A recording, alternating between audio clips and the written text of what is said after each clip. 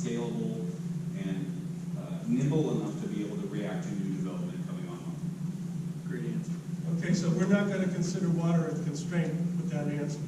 Yeah, I mean, I think for what we're doing, let's work with what the needs of the cities and the jurisdictions are, and then I think that's another conversation that's obviously ongoing and critical, but that's what I would recommend. We need to the scenarios we do kind of generally would go from simple to more complex. So let's get through the simplest cuts we can, and then we'll build in these other factors. That's what I would recommend. So do we want to, can I get a motion from the members on this phasing? Do we need that? Or can we just agree to 15, 25, and 50? Does anyone have a real problem with 15, 25, and 50? 15, 25, and 50. I'm saying.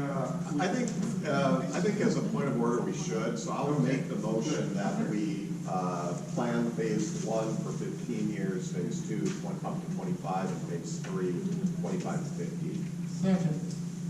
Okay, motion by Hoffa, second by Oglesby. Any further discussion? All those in favor of the motion, and this can be working group and administrative committee, all those in favor, please say aye. Aye. Any opposed? All right. Well, good. Do we want to then go over the discussion about the future agenda items? We have 15 minutes. Perfect time. Let's do it. Okay, so on your agenda, you can see that kind of growing out of the conversation last week, Josh and I proposed that next week we have the discussion about what our needs might be in terms of governance and kind of a continuation possibly of the working group. That there are issues that are going to need to be discussed in this kind of substantive way beyond the end of June, and so trying to figure that out. Anyway, so we propose that conversation happen next week, so that then the lawyers can write up a document reflecting the discussion, and then the following week would be when EPS and Ellen would come back with some of the financial information that we've been trying to get for the information for today. Thinking that it might take longer than a week for her to crunch all that. And then following that, the work of the lawyers on the JPA or the governance, whatever comes out of next week's discussion, that would come back a week after the finances. That's as far as we could project. But there was a lot of interest in the phasing, so we've done that in the finances and in the governance discussion. So, anybody want to raise questions or have a suggestion? So my initial question was the HMP that we talked about last time is what is the baseline cost of the HMP? And I think that is critical for all of us. We want to know, break it down by jurisdiction, by area. From the existing obligation. Correct.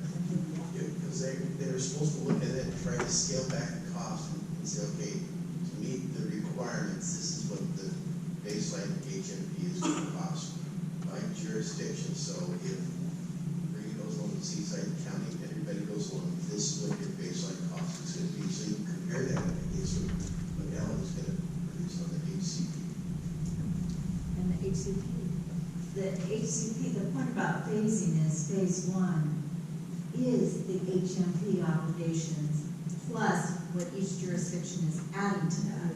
So if you're saying that's $25 million necessary day 1 to do the HMP, we know we have to fund that or figure out what we're going to do. But that also then helps all of the jurisdictions decide, okay, what else are you going to contribute to this pot? So it's HMP plus Marina's project, HMP plus Del Rey Oaks project. And what is that number? So So that's a real baseline for getting to what Sherry's earlier point was, is where are we already right today? Thank you.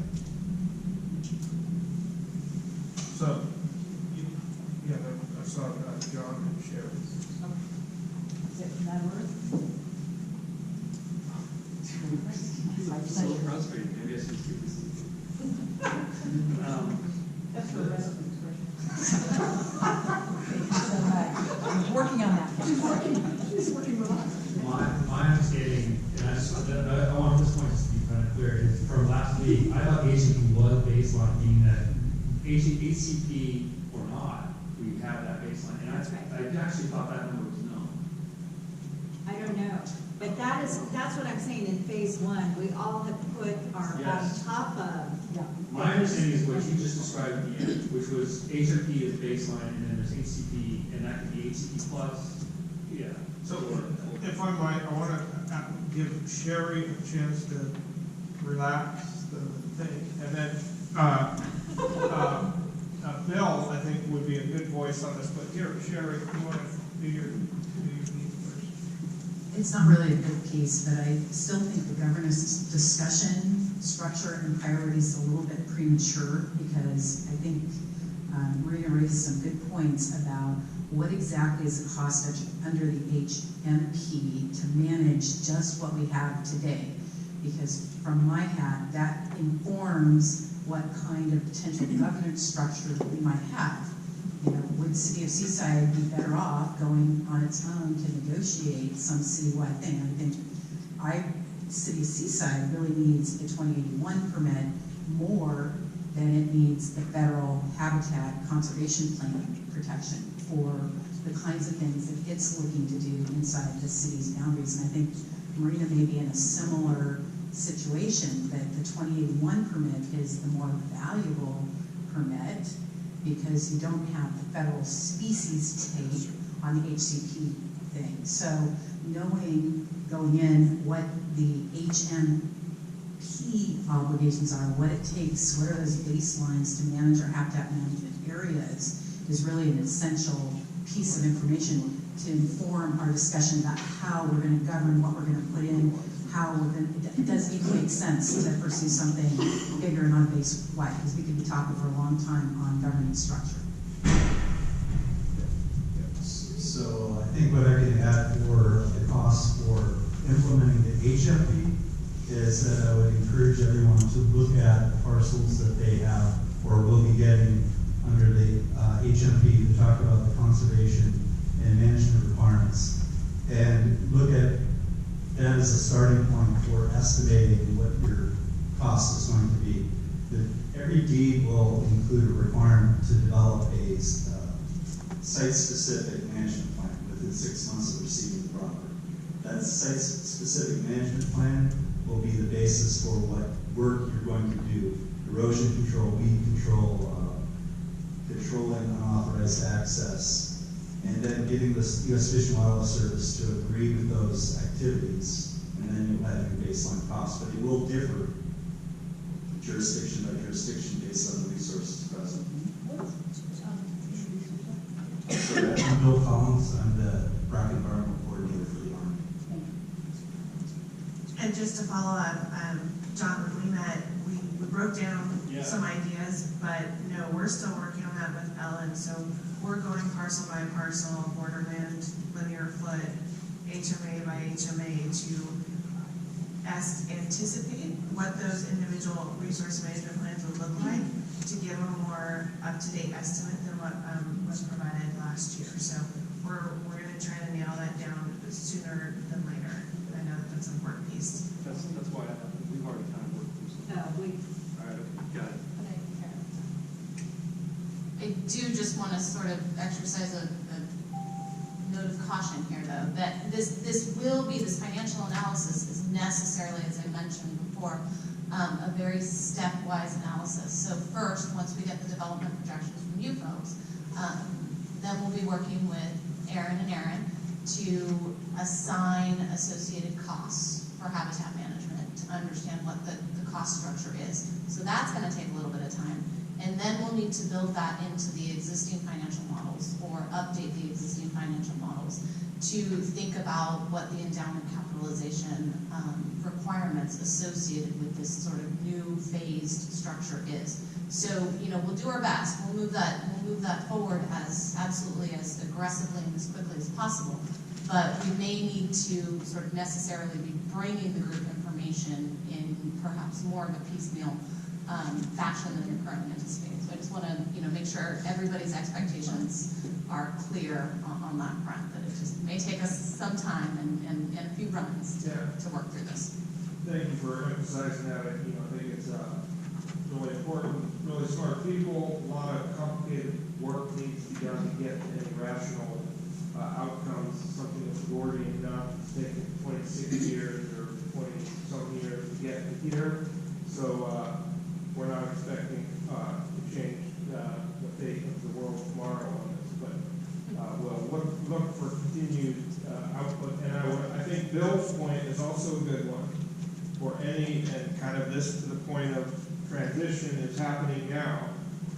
If anyone's really eager to have this question answered and wants to refresh their memory on the terms of the deeds they received from the Army, you should have that information, and your staff and team can pull up those deeds and look at that information and come up with your own estimate of what the cost would be. And maybe that will be another way to advance this further. You know, I think Ellen's work will be, you know, trying to integrate multiple jurisdictions' inputs.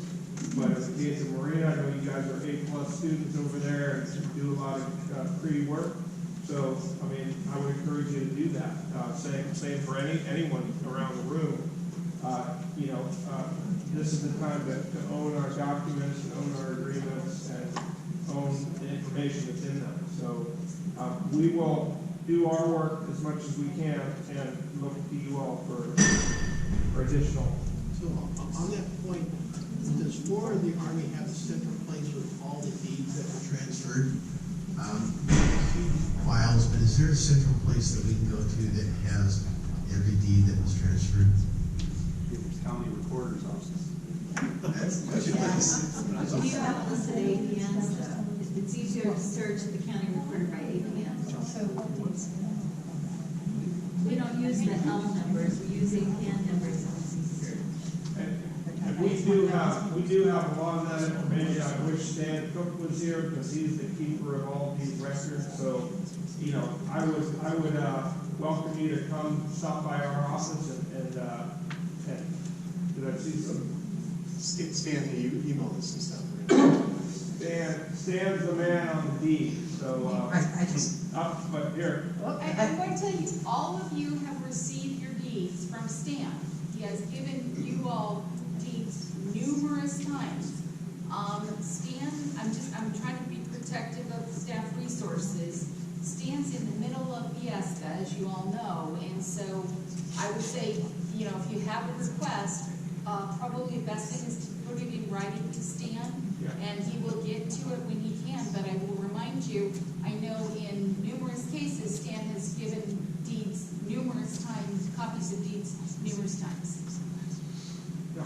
So just to add on to that, where folks can go if they need information, there are a whole bunch of different places you can get your deed reference, and I'm not sure why you're looking at each deed, but all of the jurisdictions who've received property before you received property were signatories to a letter where you agreed to abide by the HMP. So that's the first thing. I'm not sure it's deed specific necessarily.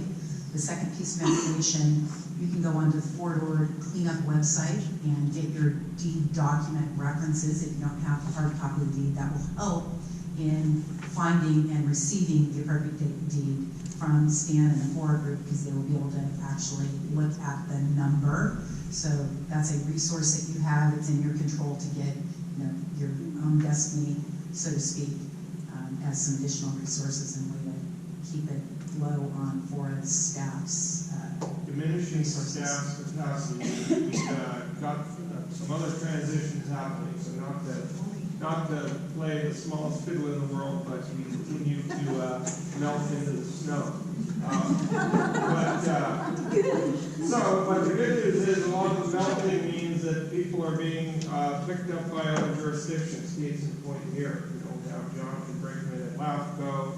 We do have a fair amount of intellectual capital that's staying in the region and still being part of this conversation. So I think, though, the message and the point to own our destiny, own our own destiny as much as possible, allocating staff resources within your jurisdictions to develop a focus on this material will help all of us move this conversation forward and save your jurisdictions money and time in the future. So, look at that. 2 minutes to 12. So next time, what are we going to do? Next time, okay, so we talked about the proposed agenda items. Next time, it's proposed that we discuss governance. It sounds like there's a sense, at least on one person's part, that we're going to be discussing governance for habitat management. I don't know that we're ready for that. We may be talking about a structure to continue these conversations, because FORA is going to go away, and that's the at least the beginning part of the discussion next week. Yeah, well, I think it would be good maybe here to take, because that's one line about what we're going to talk about. So people under that one line of topic had, some sub-bullet points that they would like specific emphasis on. That I think would be a good time now to rate. And we'll lay that out as part of the discussion. Right, that'll become part of our agenda. So just in the conservation of resources and money, the city of Marina is interested in seeing an agreement that establishes a JPA that meets the statutory requirements that we can continue and be recognized by the federal and state agencies. So down the path of this going forward, we're able to move the objectives. So to Wendy Strimling's point last week was that you put forth what is your objective in this agreement. The objective of this first round of agreement is not the actual what we're committing to do on the land or the protection. It's what we are continuing to do in the governance going forward, being able to accept the 17 million from FORA. So the next thing is we already all approved a transition plan in December, not all, but those of us that sit on the FORA board, the transition plan for 2018. The structure about the habitat conservation plan money set aside, there was direction there that it goes to the HCP if that occurs. If it doesn't go to the HCP, then it's going to go to the fulfillment of the HMP. So there's already a structure that just needs to go in that agreement. I don't want to spend any time in this discussion at this point as a representative of the city of Marina and my staff time sitting here in talking about management of acreage. It's premature.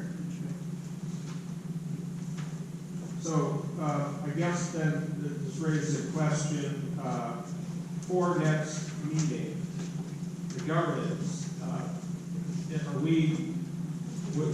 Is it good use of everyone's time to have this conversation about what that interim structure would be?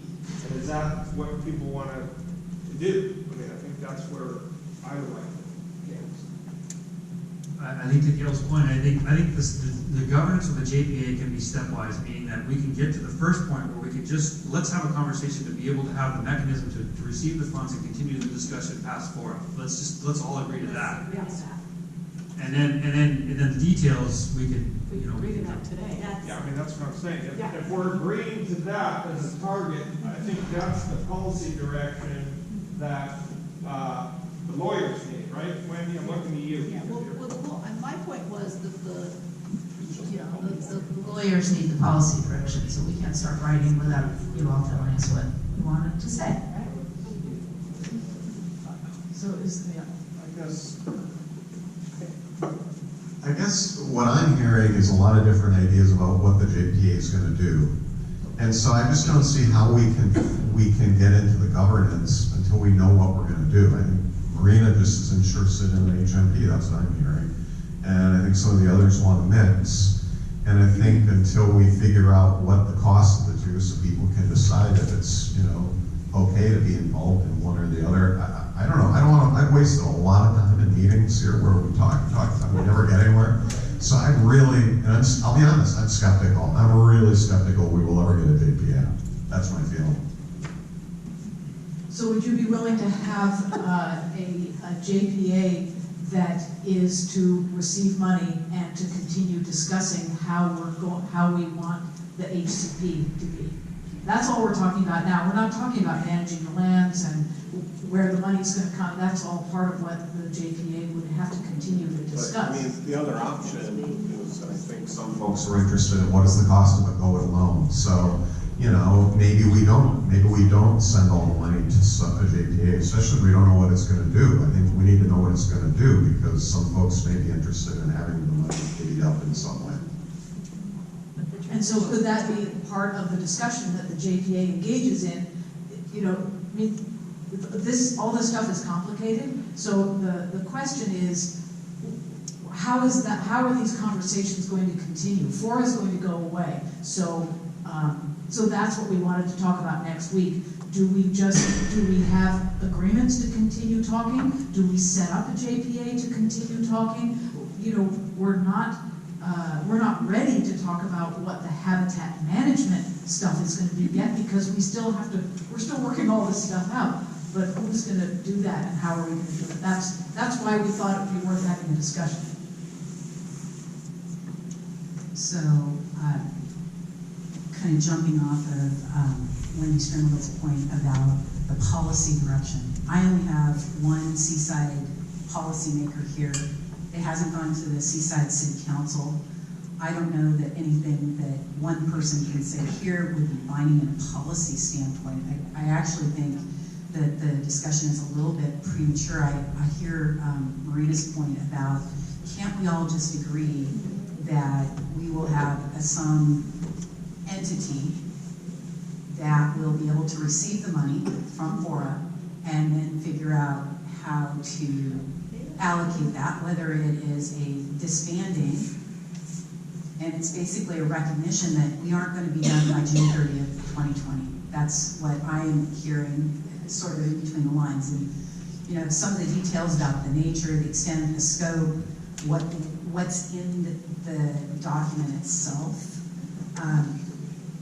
you would have to do it at a very high level, and before I would feel comfortable on a policy standpoint, I would want to make sure I had time to bring it to the City Council before bringing it in here to start spending attorney time drafting a document that may or may not go anywhere based on where the City Council ultimately falls out on a policy standpoint.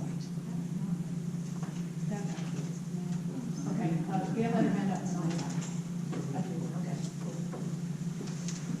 Okay, so I'm sorry that the comment that I made was heard as Marina doesn't want to participate. What we're trying to do is make sure there's a mechanism by which we can participate to get to the common objective. So here's where we're sitting. This committee is supposed to be, the objective of this committee is to make a recommendation to the board. So your board in March or April, the FORA board, will be deciding what do we do with the $17 million that's set aside for HCP. No entity exists. That could be spent on a party. That could be spent on any other of the obligations that FORA decides as a board what's going to happen. In this room are the jurisdictions that have commitments that are already existing, and the only way you can preserve intact that $17 million is that this committee says, yes, let's form the legal entity, I don't care what you call it, but it's a legal entity that can take public funds and hold them. And we're not making any decisions in this agreement on how those funds will be spent, absent we can't come to a conclusion. And what I'm saying is the conclusion, if we aren't in agreement on how to spend $17 million, you have to put in there what's already been approved by the board, which was the strategy for the disposition of that $17 million. It's not even discretionary among the jurisdictions here. But the only way you preserve that, if you want to send it back to the board, don't create an entity. And I agree, Sherry, that any contract language for all of us jurisdictions has to go back to our city councils for approval, which is why I'm trying to get this in March, so that it can get on a city council board meeting in March, and that we are at least preserving the opportunity to exert control over $17 million to meet our habitat commitments. If you don't do that, you're losing $17 million. So that's why I'm trying to make this distinction, is this group make that decision, take the discretion from the board to dissipate that money and keep it preserved for the habitat obligations. So, if I might, we were 2 minutes before noon and then I raised this question, so I apologize. But I think this discussion speaks to just the need to have this conversation, this discussion, in this forum. So I would encourage, unless anyone else get really roll over it, that we do have this discussion and come up with not only consensus view on what we are going to, how we're going to approach this, but potentially even some draft points that could be the subject of either attorney work or conversation with your counsel.